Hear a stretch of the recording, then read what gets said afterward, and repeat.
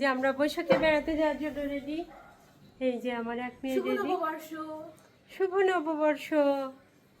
এই যে তোমারটা কি নববর্ষ শাড়ি হয়েছে? হ্যাঁ, এই যে লাল লাল আছে, আর আমারটা পুরোপুরি লাল সাদা।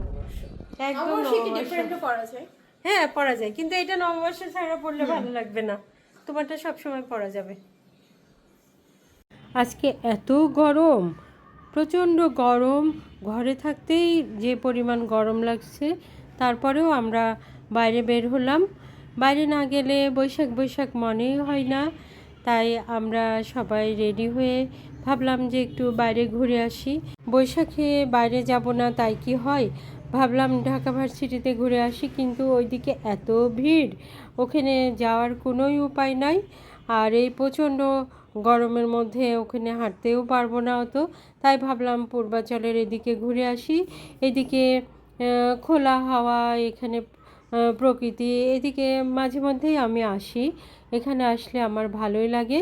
তারপরে ভাবলাম যে এদিকে কোথায় যাব, শেষ পর্যন্ত ভাবলাম যে যাই শেপ টেবিলে ঘুরে আসি। তাই আমরা শেপ টেবিলের উদ্দেশ্যেই এদিক দিয়ে চলে আসলাম। তৃপ্তি বাসায় নাই, ওই জন্য আমরা একাই চলে আসলাম। এই তো আমরা শেপ টেবিলে কিছুক্ষণ ঘোরাঘুরি করব, তারপরে আবার বাসায় চলে যাব। আর তৃপ্তি ওইদিকে যাবে, আমাদের ওইদিকে যাবে, তারপরে তৃপ্তির সঙ্গে আবার আমরা ঘোরাঘুরি করব। এই যে এখানকার এই আবহাওয়াগুলো এত ভালো লাগে, সেজন্য মাঝে মাঝেই মাসে একদিন তো আসি, মাঝে মধ্যে আমরা চলে আসি। এখানে প্রকৃতির ছোঁয়া পাওয়া যায়, সেজন্য এখানে আসলে আমার খুবই ভালো লাগে। মন খারাপ থাকলেও যেন এখানে আসলে মনটা ভালো হয়ে যায়। এখানে এসে যে প্রভা ছবি তুলছে, এই যে প্রতিভা, আজকে রোদ ভালো। এই জায়গাটা রোদ। এদিকে ক্যামেরা দাও, তাহলে রোদটা পাবে।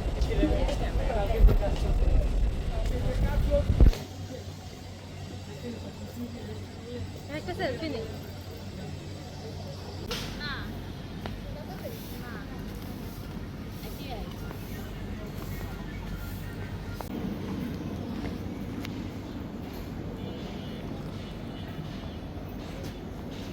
আসো, একটা প্রভা আসো মা।